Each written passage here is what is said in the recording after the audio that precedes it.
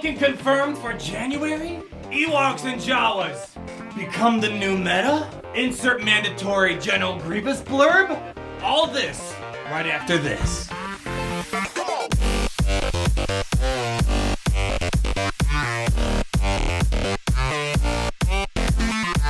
Oh, we got SWGoH, ladies and gentlemen, news, and a little early than usual regarding the monthly login reward. Now, as you guys know, on this channel, I like to make sure you guys have a heads up and my thoughts on what is to come so you can try to prepare and not get caught in the whole panic farming spiel that usually goes on in this game. And it looks like we got the January login reward way earlier than we usually do because of a data mine through the lovely people over at SWGoH.gg. And it looks like for the month of January, we're going to get the Slave One as the login reward. Now again, it's data mined information, not 100% certain, but usually data mined information from SWGoH has some accuracy behind it. And when we think about the facts behind everything that has gone on in the game recently, it makes a lot of sense because we've been talking about the Millennium Falcon coming to the game, and it looks like January might be our way of starting off 2019 for Galaxy of Heroes with a brand new shiny ship. So as you guys probably saw by now, there was a screenshot that has been circulated around non-stop throughout the community since about August. In August, we got this screenshot. At first, it looked like speculation, but pretty much every single thing on that list came true, even minute things that no one would ever guess in their right mind, such as the B-28 bomber. And then we also got IG-2000, C-3PO, Chewbacca, yada, yada, yada, except General Grievous, of course. I see you, Capital Games. And the Millennium Falcon was also listed on there, but of course, it predicted it for December. But December is almost over, and I suspect that the C-3PO event was the last big thing for Galaxy of Heroes in 2018 because Capital Games goes on about a 2-week break between around the Christmas time and in the beginning of the new year. So they probably released this update the other day on December 19th, and it had a bunch of data in there that SWGoH.gg was able to kind of find hidden in the files. And this is where we got the information that the Slave One is going to be the login item for January. So because of that screenshot that is pretty much 100% accurate so far for the most part, it looks like maybe the Millennium Falcon's being kicked over to January perhaps. And that's why the Slave One is indicative that it is coming. And when you think about the Slave One in the Star Wars universe, it has a really close relationship to the Millennium Falcon. As you know, and we talked about it before, the bounty hunters were sent on a mission by Darth Vader to hunt down the Millennium Falcon. And this year, there was definitely an emphasis on bounty hunters. As we saw, we got a bunch of new bounty hunters, we got a bunch of new reworks, we got the Chewbacca, which required the bounty hunters, and we got a couple of ships, which turned out to be pretty meta-defining in terms of fleet arena. If that's something you care about, bounty hunter ships have really shined in that aspect. And we have what I think is going to be a legendary event for the Millennium Falcon, and kind of like how Boba Fett and bounty hunters were hunting down Han Solo and Chewie in the Chewbacca legendary event, I would expect these ships right here will be needed to get the Millennium Falcon to kind of fit the whole theme of the Empire Strikes Back movie. Only thing I'm wondering is what number of requirements are going to be needed, because right now we only have 4 bounty hunter ships, 5 scoundrel ships. If you're in the party to think scoundrels will be needed, will we only require a couple bounty hunter ships, or are we missing a few more? And if that's the case, if they release, let's say, Dengar's Punishing One in January, then I find it hard to believe that they'll also release the Millennium Falcon in the same month, because then you'll need that Punishing One, and then you need to spend money, yada, yada, yada. It seems to be that maybe this requirement will require something else, or maybe a lesser requirement, unlike the Chimera, which required pretty much every single Rebel ship. Maybe this will be a little bit different, and you only need 3 bounty hunter ships, which would be very hopeful. So whatever the case may be, if you want to make sure you're ahead of the game and you want to be on the safe side, you probably want to start farming these ships like the other day when they finally became free to play, because these ships are all hard node farms, and they do take a while. Look, IG-2000, I've been farming it since day one. It became free to play and not even at 4 stars quite yet. Same thing with Xanadu Blood. It's going to take a while to get all these ships together. So if you think that the Millennium Falcon is coming because of the Slave One login reward and because of that screenshot that has been pretty accurate so far, you want to start farming these ships. And worst case scenario, if the Millennium Falcon doesn't come in January, or that the bounty hunters aren't even needed for the Millennium Falcon, you're farming a bunch of ships that are very good in the game, especially a game that's really requiring a very expansive roster. These ships make an excellent addition to your collection. But moving on we're going to talk about some bonuses that were also data mined for SWGoH.g. It looks like just a bunch of stuff was just kind of picked out of this most recent update for January. And Territory Wars, as you guys recall, November was kind of a big month for Territory Wars because for a year straight, Territory Wars is pretty much the same old bonuses, same old structure. Only thing that really changed were the meta teams that were kind of rotating in and out of Arena and then Territory Wars and whatnot. But when November came around and all of a sudden we got those Mace Windu changes, we got the Grievous changes, we got Dooku changes, even things like the Coruscant Underworld Police changes, things really got mixed up. People stopped putting Trey on defense because Mace Windu was whipping them to death. And I think the developers heard our feedback. A lot of people like myself were huge advocates for these whole bonuses, and it looks like they're going to bring it back for January with a couple of interesting bonuses that a lot of people wouldn't expect, and I think they could be quite drastic when we think about them. So let's start looking at these. The first one, I'm not kidding you, from this data mine, I wonder if they're just trolling us at this point, but Jawas are one of the Territory War bonuses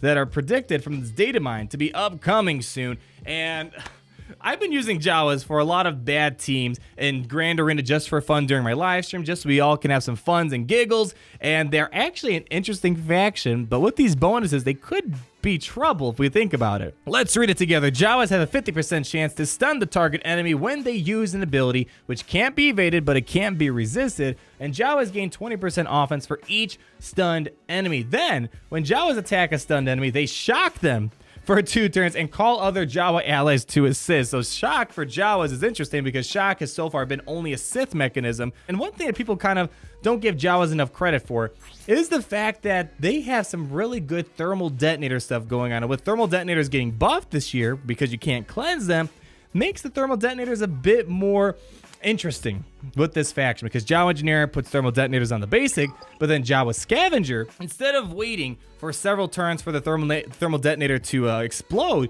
you have the Jawa Scavenger, which can automatically make every single thermal detonator detonate immediately right there and then. So between these offense bonuses, the stuns, the stacking thermal detonators, the immediate detonation of thermal detonators, this could be quite a fun team to use in Territory Wars. Now, of course, I'm not going to say start farming and gearing these guys up. They're not getting a rework in the sense of they could be used anywhere with these bonuses, just for Territory Wars. The next one we have here, First Order. Now, they already had a bonus in Territory Wars for the first year of the event, and eventually pulled all bonuses out in the beginning of this month in December. Well, it looks like they're bringing back an interesting bunch of bonuses that I think will really benefit the Kylo Ren Unmasked leadership. First Order allies are going to get advantage for 2 turns at the start of the battle. Advantage is kind of a core thing for the First Order, and whenever they are inflicted with a debuff, if they have advantage when they use an ability, they're going to get 10% health recovery and 10% protection recovery, and oddly, inflict target lock on an enemy for 2 turns. Now, if you know the Kylo Ren Unmasked leadership, let's pull it up real quick. This leadership already provides a bunch of health and protection bonuses when you give him the Zeta. Now, I've been a huge advocate for the Kylo Ren Unmasked Zeta on his leadership. Very good leader that transforms the First Order faction. But imagine you're getting all this health and protection regeneration anytime a status effect, whether positive or negative, is being applied on the First Order, and then over here, when they have their advantage, they're getting 10% more health and protection regeneration. So this could be a very durable team, more durable than it is already with the Zeta. Although I don't know where they're going with this whole target lock thing, because right now target lock is a droid-specific debuff, unless they're going to introduce some sort of new character that brings target lock for First Order, or they have in mind that you're going to bring some sort of droid, whether it's IG-88 probe droid or maybe T-3M4 into a First Order squad, which would be interesting. Don't know how this whole target lock plays into effect, because target lock doesn't do anything without someone's unique ability that triggers the effects on target lock. So regardless, a little interesting, but let's move on to everyone's favorite word, the Ewoks. You thought that was a word we're done hearing. Well, nope, you might be seeing them for a whole month in January. And the bonus they're getting is quite simple. Ewoks have a cooldown of 0 on all abilities. That's all the data mine suggests, but do you understand how significant that is? Ewoks are a faction, especially when you have the Zeta and Chief Chirpa. They rely on a lot of turn meter, critical damage, and bonus attacks when special abilities are being used. Well, if there's a 0 cooldowns on special abilities, this Zeta becomes so much more important, because when you add the Zeta, anytime a special ability is being used, you're calling your random Ewok ally to assist. The one that ally uses their basic, they're granting a bunch of bonuses to the other Ewoks. So when there's 0 cooldowns on special abilities, characters like Wicket, he's going to constantly spam his forced ambush ability and keep granting turn meter to the whole entire team. Or he's going to keep calling people to assist over and over again, giving him critical damage up. But I really think the AI is just going to keep spamming this AoE ability, which grants turn meter to the team, making them even faster, and it also hits for a pretty decent amount of damage. And then, of course, every time he's using this special ability, he's calling people to assist. I mean, Pablo Escobar, my man, he's going to keep taunting over and over again with diversion. I mean, and then imagine this, Ewok Elder. He's going to keep reviving over and over again and cleansing over and over again. So when you take out an Ewok, you think you're making progress. He's just going to keep reviving them constantly and constantly healing the team, constantly cleansing the team.